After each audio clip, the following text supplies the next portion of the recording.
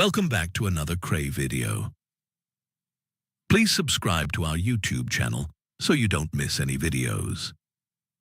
And for people really into the Krays, join our private Facebook group, Krays Crime Lords of London, where you will find stuff probably unavailable anywhere else. We're an established group with a large membership, and best of all, we're friendly. The link is in the YouTube description section.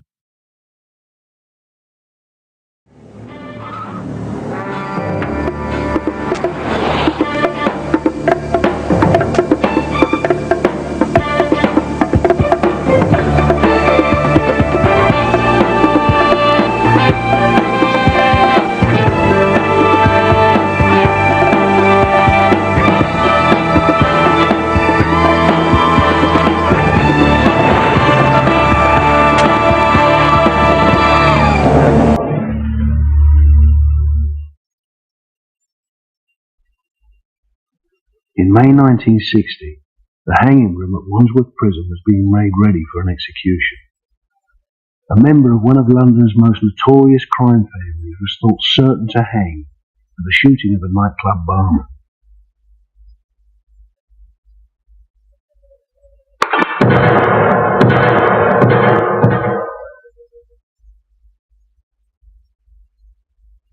The 28-year-old Jimmy Nash defied certainty to escape the rope and taught the Underworld how to get away with murder. He'd walked into the Old Bailey facing being hung for murder. That was what he was facing, purely and simply. And instead of that, he walked out of the dock with a 5-year sentence for causing grievous bodily harm on a dead man. Jimmy Nash was no ordinary defender. One of 6 brothers from an Islington family of gamblers, club owners and thieves. They were the most powerful firm of criminals in London. The Nashes were a little bit different to most other firms. They were respected all over. And you can say there was fear. There wasn't really fear from people that knew them, because they knew they weren't liberty takers. But there was tremendous respect, because they wouldn't buckle down to anyone. They never let a friend down. They're the most loyal people you've ever met. Everyone rallied around Jimmy. No one wanted to see Jimmy get found guilty of a murder charge where he could have got hung. The police file is still open, because to this day, nobody's been convicted of the murder. It took place in the same East End street where Jack the Ripper claimed his last victim.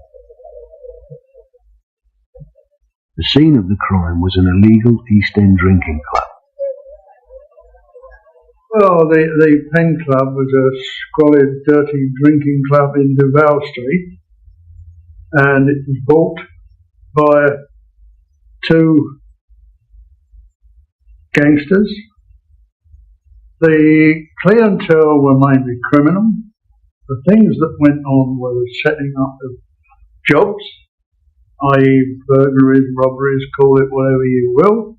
That was what they foregathered for, and also to spend their ill-gotten gains after hours. Selwyn Cooney was the barman in this den of thieves. He shared the job with Fay Sadler, a shoplifter and gangster's mole. Cooney had had an accident in his car involving one of the Nash brothers, who came off worst in the fight that followed. In the Underworld, this meant retaliation was inevitable. On February 8, 1960, at about midnight, Jimmy Nash and 2 other men arrived in the club. The police insist Nash had a gun. Publicly, he has always denied it. As soon as these people walked into the club, the fracas started.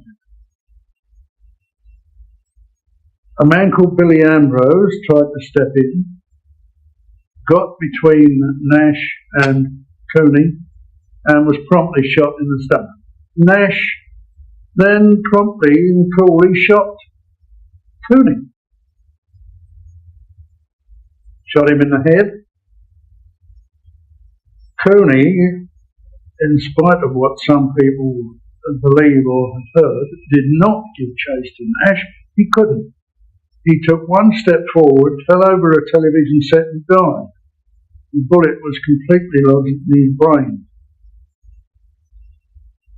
Everyone spilled out of the club in a panic, and the police were called. Almost immediately they had 3 witnesses who said they could identify the gunman. Ambulance men found Cooney's body dumped in the gutter. Faye Sadler was initially cooperative, but she decided the Underworld's code of silence was more important than justice for her dead friend. She told the Daily Express she would never grasp and went abroad to avoid giving evidence.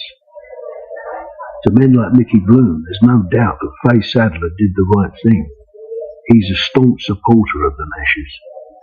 If people knew of people that were going to give evidence against Jimmy Nash, or going to say, of course they'd be warned, and be told they shouldn't do it, because that was the code. That's what they were supposed to do. Things happen, people get hurt, people die. All right, no one likes to see someone die, but these things happen. I mean, the guy, whoever it was, he asked for it. He asked originally to get a right-hander from Jimmy. He asked for it, and so what happened to him? I've got no remorse about that at all. Bert Wixton was a detective sergeant on the Pen Club case, and went on to become one of Scotland Yard's top gang-busting detectives. He investigated 39 murders and reached the rank of commander. He was known as the Old Grey Fox. This, I suppose, you could say, is the end product to everything. The manhunt. And I'll tell you, there's nothing quite like a manhunt when you've got the real thing and you've got your murderer or whoever it is, you put them in there. And the next step to there is their prison sentence. Gives you a good feeling. But there was no joy for the police in the Pen Club case. The first Old Bailey trial was stopped by the judge amid charges of jury nobbling. When the retrial began, 2 key prosecution witnesses had been attacked and slashed in the face. This was one of the first trials where witnesses and jurors received police protection. Despite this, the judge complained that witnesses were too scared to tell the truth. The Underworld had been at work. Never mind a murder case, in any sort of case. We could help them, we'd help them. It was us against them. We didn't follow society's rules, did we? We had our own rules. And people in the straight world don't understand this. Respect, it's not fear, or threatening, or nobbling, or anything else. It's respect. People respected them. There were all sorts of things going on at these trials, from attempted subversion of jurors to absolute intimidation of witnesses outside the court by these gangsters. Yeah, I'll tell you the truth, I tried to follow someone on the bus. Just to say, look, he's my mate and he didn't do it. But I never ever got near them, I don't think anyone else did either. The police really made a big thing out of nothing. The events that led up to Cooney's death and formed the subsequent trial for murder typified the Underworld's warped idea of justice. Reasonable doubt was sown into the jury's mind, and Jimmy Nash was acquitted of firing the fatal shot. He got 5 years for breaking Cooney's nose and escaped the noose. Oh, we were shocked. Couldn't believe it. I can't believe it to this day, on the evidence as given to that court. After he went to prison, the Nashes just disappeared. Their reputation faded. They didn't come into any real big inquiries, and they had dropped all pretense of we are the bosses of London's Underworld. Perhaps they'd been persuaded by the emergence of other gangs such as the Krays and the Richardsons and the Callahans from South London. They were all milling around. In 60s gangland, the North-South divide was created by the River Thames. The Nashes were true sons of North London, where the big names in the underworld were fighters and hard men. But south of the river, Villains had a more businesslike approach to crime, raised in the local criminal tradition of the dodgy deal and the con trick. They were out to make money.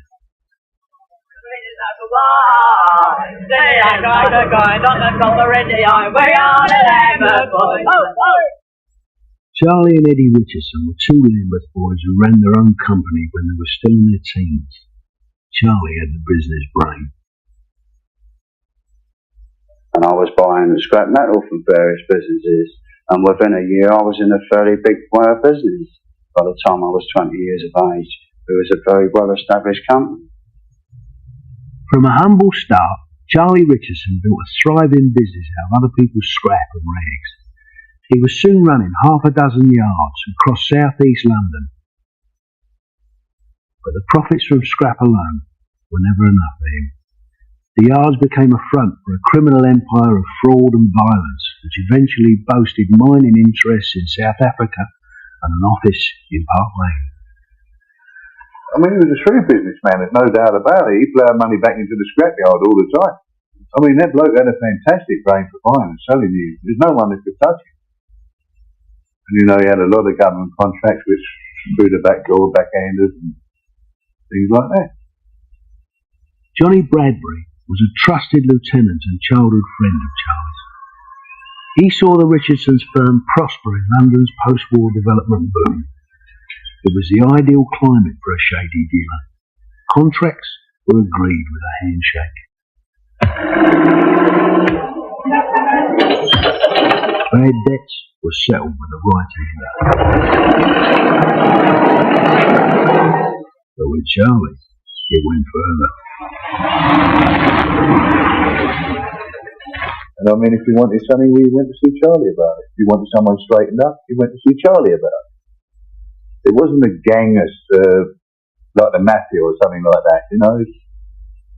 I mean, if I called you, Frank, and I couldn't get no joy, and you live in South London, I'd go and see Charlie. I'd say, look, Charlie, I'll give you so much out of it, just get my money back, you know, and then take it over from there. To help him straighten things out, Charlie recruited a man whose reputation alone was enough to promote the Richardsons into the first division of crime. To this day, throughout the Underworld, Mad Frankie Fraser is respected, and that means feared. He was a very strong principled man, not the same principles as the straight world knows, but principles that we understood, that we all hope to achieve. A very powerful man, a fearless man. And obviously when he went with the Richardsons, you know, it was like China getting the atom bomb. They were already a tasty firm, but him being with them, and he was a big deterrent against anyone else interfering with them, whether it be the Twins or other South London firms. Frankie Fraser joined the Richardsons straight from jail in 1962. He'd been captured at Heathrow Airport 7 years earlier and imprisoned for his part in a revenge attack on a London gangster. At the time, Fraser was a henchman for London Underworld boss Billy Hill. When Hill fell out with his former gangland partner Jack Spot, each began plotting to kill the other. Fraser led a street attack on Spot to teach him a lesson. I just whacked him with a shillelagh times, and someone else cut him, and that was that. If you'd had a knife that night, what would you have done? I'd have killed him. I think I would have done, yes, because I think he deserved it. Were you feared? Yes. Well, I don't think so, but this is what people have told me. And what was it in you that instilled that fear? Either you're born with it, or I don't know. There's something there about it. Something that you're not in control of. It's natural, it's there. That's all I can say. With Fraser on board, the Richardsons had the right to do as they pleased. As Charlie's business expanded, he had the edge over his competitors in another way too. The scrap business had brought him into contact with corrupt policemen. Sergeants he'd bribed to ignore a load of church roof lead in the 50s had been promoted, and Charlie kept in touch. Commanders at Scotland Yard. At one time there was lowly sergeants. If we didn't pay these people money, our customers had all kind of harassment. My premises were searched, and it's a strong form of blackmail and it had to be paid. How about everybody else paid the police off, every other metal merchant? If I didn't pay them off, I'd have been in a very vulnerable position. But Charlie was never reluctant to pay the police. He knew it was a worthwhile investment. After policemen had visited his office, charges would be forgotten. That was how it was. We just could not put a foot wrong. No matter what police station you went to, there was always someone that our local police station knew we could contact someone there and straighten the things out. We'd tell him what it was for, and he'd go and do the deal. He'd come back and say, all right, Johnny, £50 for me, they want £150. Just give him the money, and that was the last you ever heard of anything. And I said, you could not get arrested. Never. But there were some things even Charlie couldn't arrange. Een van die ambulansie afgelei is op bystand gereed om te reageer op jou noodoproep. Maar wag, South Africa has been Johnny Bradbury's home since he fled there in 1964 to escape arrest. He was wanted for a type of company fraud that was a Richardson speciality. Bradbury had a flair for this lucrative crime. Yeah, but that In the early 60s, he ran a front company called Bradbury Trading. It was so successful, it became too big to cover up. This crime is still popular today. It's called a long-firm fraud. A long-term fraud is getting goods under false pretenses. You get 30 days or 90 days credit. You pay for the first lot, you double your order up, pay a bit, pay another bit, then again another order, and you do 6 or 7 firms at once. I went in bankruptcy for £28,000 in that time. And that was in the case of 7 months. And that was a lot of money in the 6 to 28 grand. It was Charlie Richardson's most successful long-firm fraud. The scam was to order goods on false pretenses by setting up a network of phony companies with forged references. At first, they paid suppliers promptly to win their confidence. Then they made huge orders on credit. After delivery, the fake company and the goods disappeared overnight. And everyone wanted to give credit. As long as you paid your first lot, the credit just came in. You can go to any firm. You know, we had leather goods, all sorts, all kinds of things. You want to go Cape for the weekend? This is the most marvellous thing to take with you. Yes? No? £6, 216. Most of the stolen merchandise went on sale right under the noses of the police. The street markets of South London were an ideal distribution network for the Richardson's gang. The traders even told them what was in demand. Radios was the best thing for them, just started coming out. Various stall owners at the markets, because they wasn't paying tax on them. They got them, you know, say £5 cheaper, £6 cheaper, they could get them from the wholesale company. So they was queuing up for the sets. There was no problem getting rid of them. North of the river, resentment was brewing. The Krays long-term frauds were much less successful. They believed they were entitled to a bigger slice of the action and travelled south to press their claim.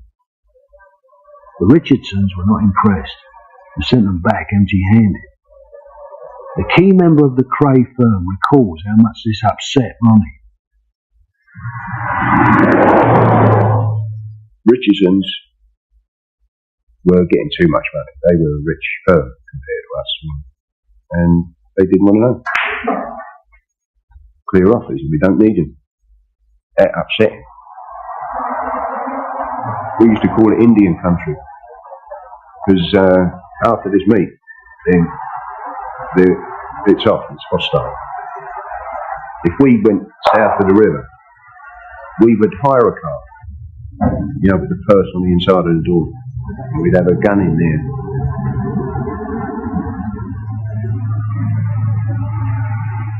To Ronnie, it was an insult. They wouldn't join him. So he wanted a war anyway. Then our firm was paired off. We worked in twos. My partner was young Ronnie Hart, and we were given a target. Our target was Mottram, one of the Richardson's long-firm fraudsters. And we're given it all the details they can get about him, his address, his drinking habits, this sort of thing. We were all supplied with a gun, or the whereabouts of a gun. mean, you didn't walk around armed, just taking the piss, but you knew where you could get one quick. Who would have been the targets for Ronnie and Richard? The main man, Fraser. And I imagine if it had gone on, it would have come to an actual bombing in the scrapyard. Get them all in one place, sort of, or a club maybe. But young Hayward did it for us. Billy Hayward was a busy South London thief. He also ran a spieler, an illegal gambling club, in a house in Lewisham. Here, Hayward's fellow thieves gambled away their ill-gotten gains. His right-hand man, who kept order in the club, was Billy Gardner. The drinking upstairs, the gambling downstairs. Used to play rummy, poker, kaluki. Good living. Good living. The Lewisham Club was a den of thieves. Gangsters weren't welcome, because the gangster did to the thief what the thief did to his victim. When you're out screwing, you're risking your liberty to get money. You're not going to let some bastard come and take it off you, are you? You know, I mean, you help other thieves, but with gangsters, if you've got something, it's like the heavyweight title of the world. They want it, and don't want to fight. To keep their money, the thieves had to be prepared to take the gangsters on at their own game. If they come up with their coat pockets, then you go downstairs, lift up the settee, and how do you want to guess off cocaine? What was under the settee then? The arsenal. Anything else? Handguns, shotguns, whatever. The spieler was too successful to be ignored. It was on the Richardsons' manor, but Bill Hayward wasn't paying any dues. Charlie left that side of the business to his brother Eddie, the man the Underworld called the Atom Bomb. Eddie Richardson came up with Frank Fraser. And then a bit of friction started there, from there. I went in the back room with my pal, Bill. I wasn't very long. About 15 minutes, come out, disgruntled with him. And I said to Bill afterwards, I went and got one anyway, just in case. I put that down his belt, wasn't right. He said, they want a bit of the action here. What did you say? He said, no. I said, I think it'd be some egg. He said, I know. He said, are you with us? I said, with you. Ag, or aggro, wasn't long coming. Frank Fraser and the Richardsons wanted to see Hayward and Gardner at a nightclub in Catford called Mr. Smith's. Here's a phone call. The other mob was there. Gonna smack Bill's bum. They smack his bum, they got to smack one and all.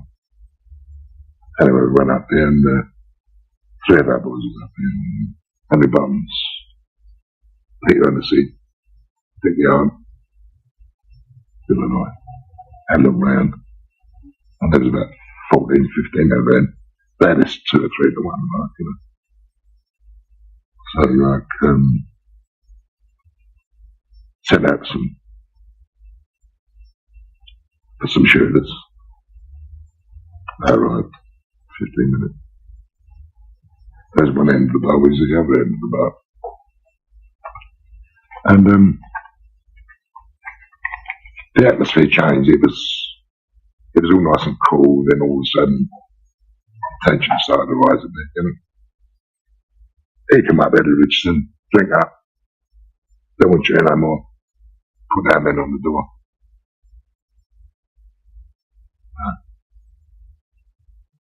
I said, drink up. And he said, no. Tell me 2 or 3 geezers come up and give Bill a clump of the bayonet across the map. Bill went in, pulled a gun out of his waistband. Got caught in his brace, actually. But anyway, he let a couple go. And then all of a sudden, it was off. It kicked off. Well, then there was fights all over the joint. And one of the men, Dickie Hart, and he's firing a revolver. Well, how he never hit anyone, one in the wall, one in the leg of a chair, what you're sitting on was one. And one of them hit a guy in the shoulder who was with us, and it burst an artery. And in seconds he was sort of bleeding to death. You see him go. And I said to the man, who I knew, see him with a gun, I knew he'd done it. I said, drop it out, let's get him to hospital. It's very badly hurt. But in my mind was to get him. I have to say that because I really blamed him what he done. All right, he said. And two men, they picked him up, one by his, without hurting his shoulder, one on his legs. And I went in front of them. And they were in the middle, and Dickie Hart behind them. And each room I'm going through, and where it said exit, went for about 3. I'm looking for a weapon, anything. Until the last room, the next door was the door leading, exit door out to the street, so this was my last chance. When I hid behind the door, and as he come through, I had nothing of me. Not a punch or anything like that, but for once I did give him a very good punch. Smashed him right in the mouth and with the other end forced the gun down. But with that he done it and no one blew my leg off. And, fractured, shattered the bone completely. My thigh bone. And the rest is history. The rest is he was found dead, that's right. Shot by his own gun. The gun that shot me. After the gun battle at Mr. Smith's, one man was dead and Eddie Richardson and Frankie Fraser had gunshot wounds. The rest of the Richardson gang were on the run. In the early hours of March the 7th, 1966, one of the first men on the scene was PC George Barker driving his Wolseley 610. I drove into Farley Road, which leads to the back entrance of Mr. Smith's Club, and it was like a battle scene. There was glass and blood, and we came across the body of Hart laying in the gutter, which was covered. I never actually went into the club proper, but on the right-hand wall was a great smear of blood, which looked like it had been smeared with a hand. And going from memory, I just recall seeing it was obviously fresh because there were still vertical streaks of blood running down the wall. We found a pistol in the gutter and a big glass bar, 2 inches by about 1.5, with a great lump of matted hair on it. So we found a dustbin lid and covered those items. I think the operator I had with me picked up the gun. He, with his torch, then found a trail of blood, which we followed.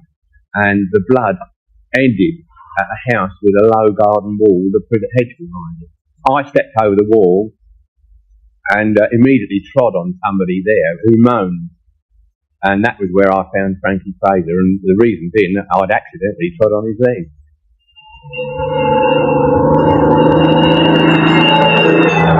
Fraser and the critically injured Dickie Hart were taken to nearby Lewisham Hospital. Doctors and nurses were unable to save Hart's life. He was in the next cubicle to me, Hart, in a casualty. As soon as you go in, I'll see him die, in fact. He was blown to pieces. It was a 45. Shot through here, right way up. Couple. About as near to me as I suppose you are across here, that line, same as this table is. And he was shot with what gun? His own gun? His own gun. Did you shoot him? Well, they said I did. But I was found not guilty. And quite rightly. Another gangland murder where nobody was convicted. Once again, the Underworld called this justice. Yeah, the fellas who went to Miss Smith that night are dead. They've been murdered in all different circumstances. Dickie L got murdered in Miss Smith's. Peter and Missy got murdered at a boxing match, and Buttons got shot on his front door over a swindle he was doing with someone, and they had the ump with me and opened the door and Bosch with all the double barrel. So there's only me and Bill left. Richardson's they was the powerhouse in London. He's until one night they went into a club. They found some rough stuff our guys there. And I was one of them. And I'm proud to say I was one of them. Hayward's gang inadvertently did the police a good turn. The Richardsons were effectively off the streets. Eddie got 5 years for a fray along with Frankie Fraser. It was a major break for Jerry MacArthur, the Assistant Chief Constable of Hertfordshire. Within a year, he'd had them all in the dock. He was starting to accumulate the evidence he needed. It was in October of 1965 that a man named Taggart came out to see me because he was frightened for his life. Jimmy Taggart, a long-firm fraudster, went to Hertfordshire Police because he feared word would get back to Charlie if he went to the Met. Taggart told MacArthur Charlie Richardson and his men had taken him to this yard in Rotherhithe. He was then subjected to a 5-hour beating in order to collect a £1,200 debt. He was obviously a man petrified. He was virtually shivering when he was speaking to me. He was terrified. And I wanted to take a statement from him, a written statement, and he wouldn't give me that statement. He said he was frightened that maybe the Richardsons somehow or other would get to know about it and he'd be in trouble again. Taggart told MacArthur about other victims of the Richardsons' violence. Eventually, they struck a deal. Taggart would make a full statement but not sign it until Charlie Richardson and his gang were under arrest. All right, Mr. Taggart, if you'd like to take a seat, we'll get started. If MacArthur could not bring them to trial, then this statement and others he collected would be destroyed. Put down whatever you think is right. Tell me anything you need to know. Yes, Immediately on getting into the office, I was thrown to the floor and the three of them began kicking me. They were swearing at me. Then my clothing was pulled from me and I was left lying on the floor completely nude. It's difficult to remember the sequence of events, but I can remember Fraser hitting me on the head with a pole about 2 inches in diameter which broke in two. I was thrashed with ropes and hit on the head with a pair of pliers. While Fraser was attacking me with these objects, the others were kicking and punching me.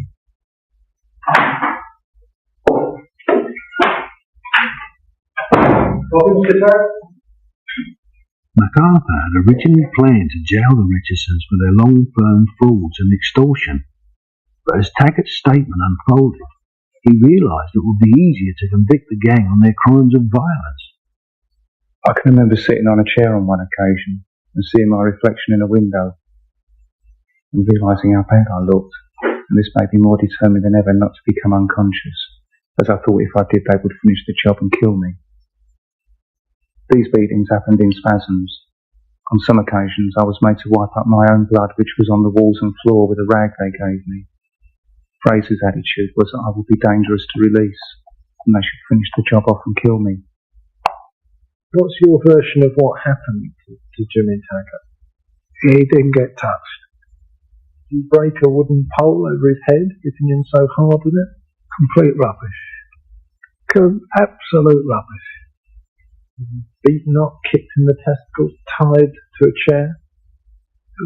Quoting his own evidence, after all this happened to him, this is his evidence, not mine, he drove home. He never went to hospital to have it x-rayed, the so-called full fractured skull. Any other injuries, there was no record of them. And he never went to the police, the doctor about them. or anything. I think the doctor was a complete sham. I don't think he existed. His body was one mass of black and blue bruises. Hardly any space between one bruise and another, overlapping each other like a fact. And his back was all stripes of black and blue, all very close together, just lines going down. And down below, his testicles and his groin was all, like a ball, rubber ball, the size of a rubber ball. Dr. McCallum saw Jimmy Taggart as he hid in a friend's house in North London a few days after his beating.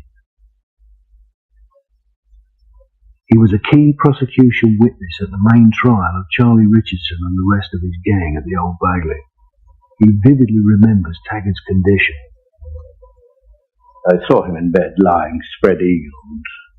I was horrified at what appeared to me was a grotesque figure, all blown up, face all swollen, black and blue all over.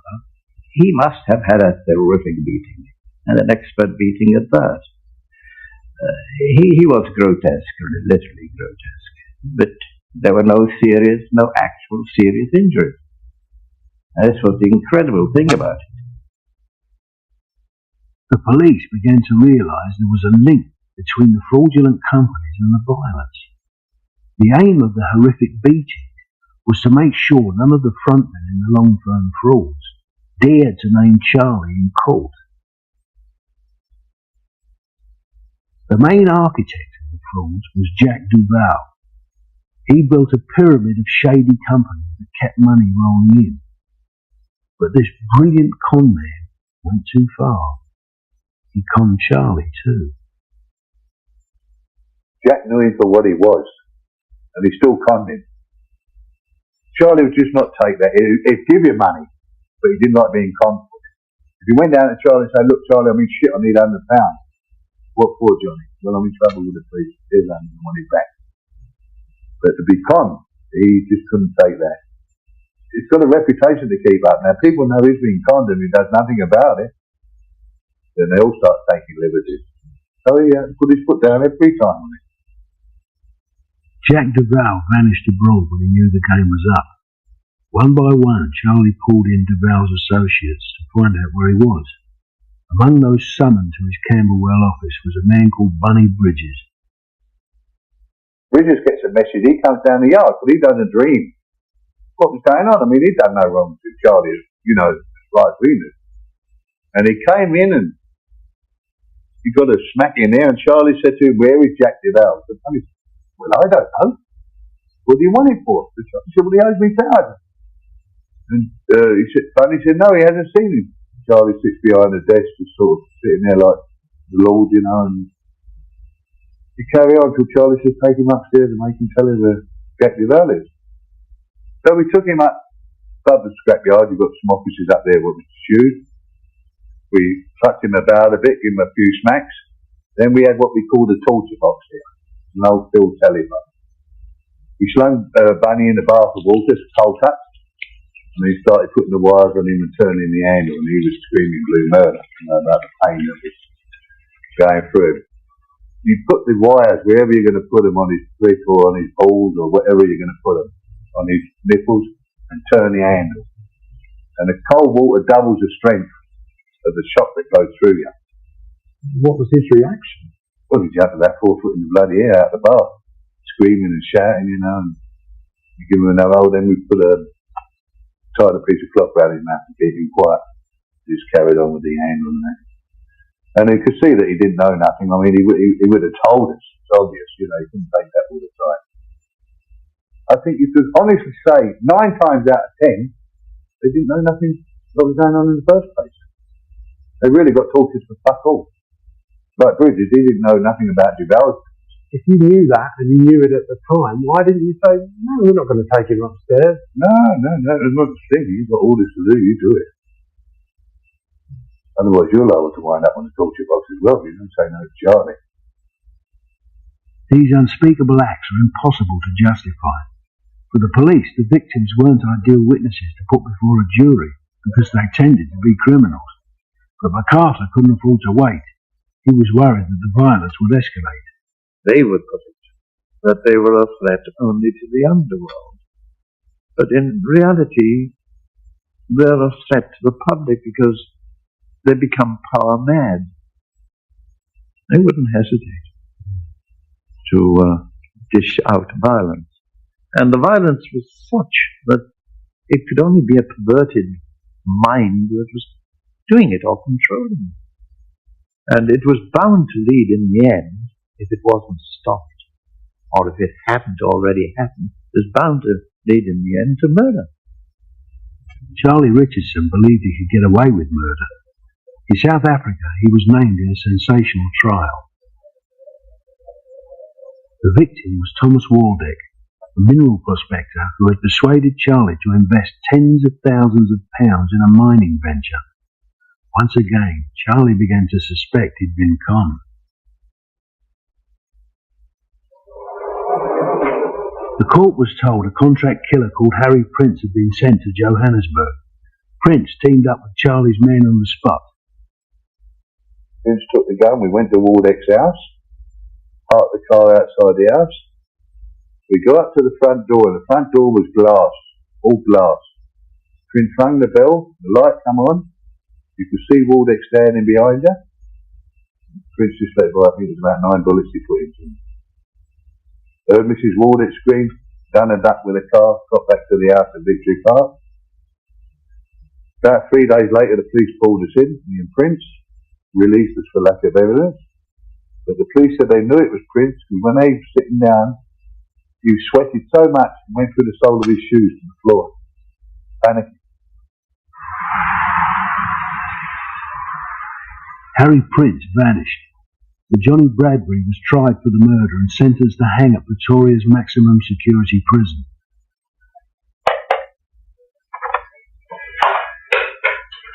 He carried out his last orders for Charlie Richardson.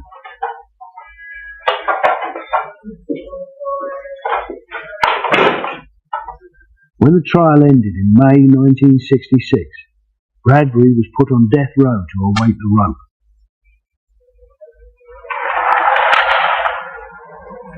His sentence was eventually commuted to life. He served 11 years. How long were you actually on death row?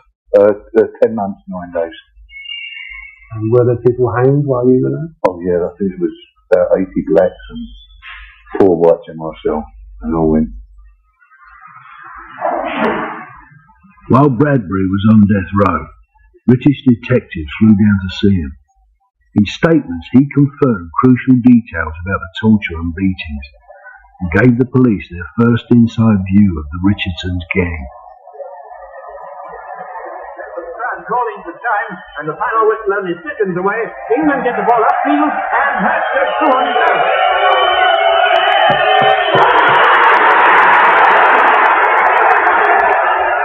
On the day that England defeat Germany in the World Football Cup final, a Saturday, at 5 o'clock in the morning, I briefed a team, I think it was of 60 officers, and out I went and did our raids. Charlie was in bed, sound asleep. So we told him we were going to arrest him, and we searched his premises and found indications of fraud, passport offences and things like that. But he would insist on shaving before he came away. And all the time I could see he was thinking to himself, how am I going to get away from this?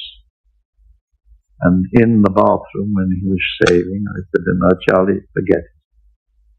We are not going to escape. We will make sure of that.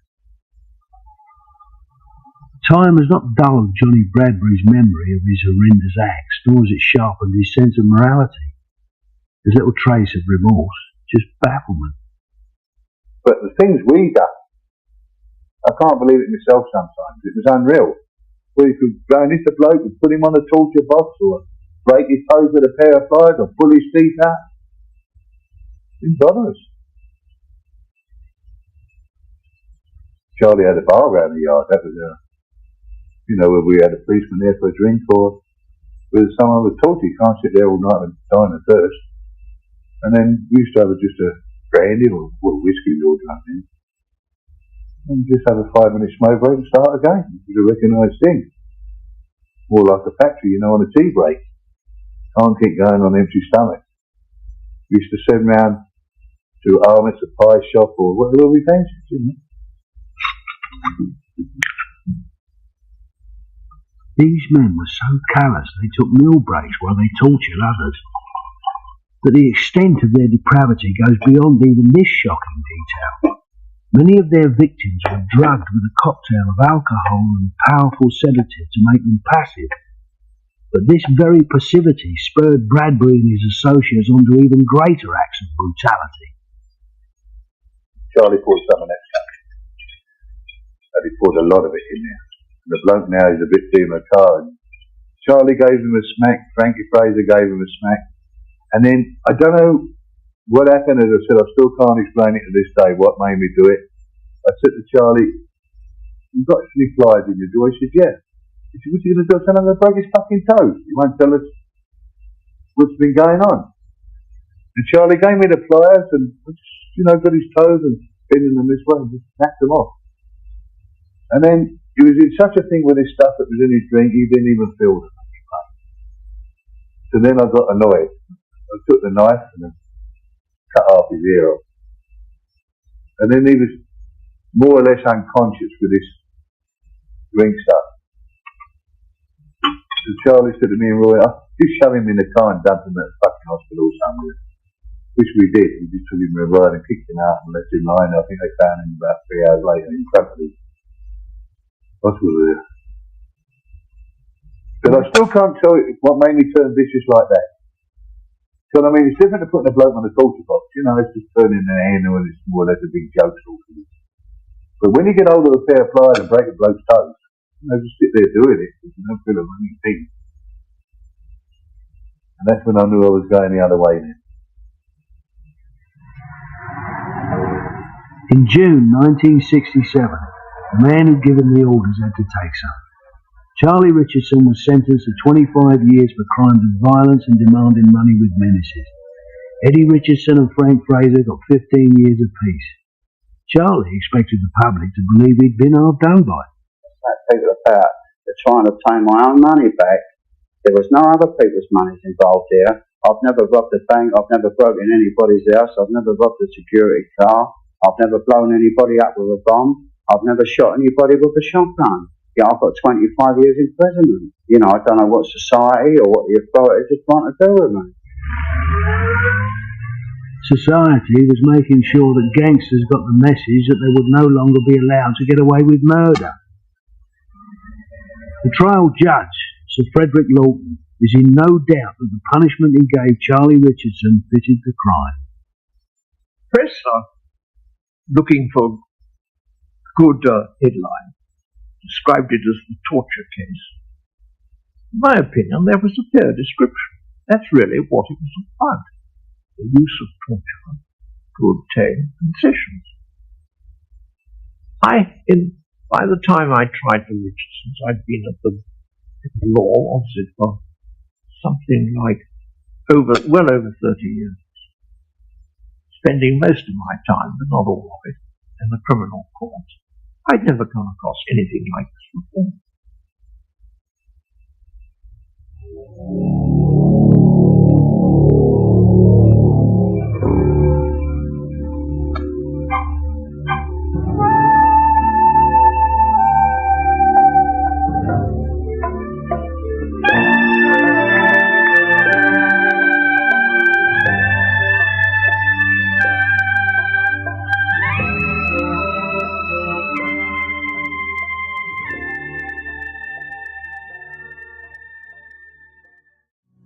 Thank you for watching. If you enjoyed the video, please join our Facebook group. It's called Krays Crime Lords of London. We're a friendly, moderated group with over 1,000 Kray and other celebrated gangsters. list of videos available for view. There's also thousands of images in the photos sections. The link for the group is in the YouTube description section. I hope we see you there soon. Leave a like and subscribe.